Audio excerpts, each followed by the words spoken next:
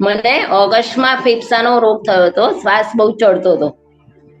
એટલે ડોક્ટરને બતાવ્યું તો જૂનો શ્વાસ મારે હતો એ એક્ટિવ થયો છે એવું કીધું ને ચેક કરાવ્યું તો કે ફેફસા 35% જ કામ કરે છે હવે તમારા, તમે સાચવશો નહીં તો પથારી થઈ જશે તમારી એમ.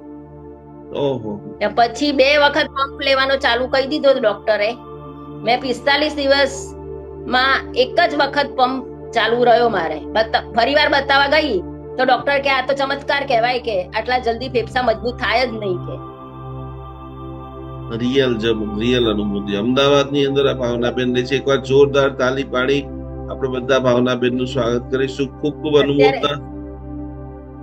અત્યારે રોજ ઉવસરમની સાધના કરું છું, તમે બતાવ્યું એ પ્રમાણે બીમારી માટે જે હમણાં વિડીયો મૂક્યો છે એ રોજ 3 વખત કરું છું ને 7 ચક્રો શુદ્ધ કરું છું મારા. સુપર સુપર સુપર, ખૂબ સરસ.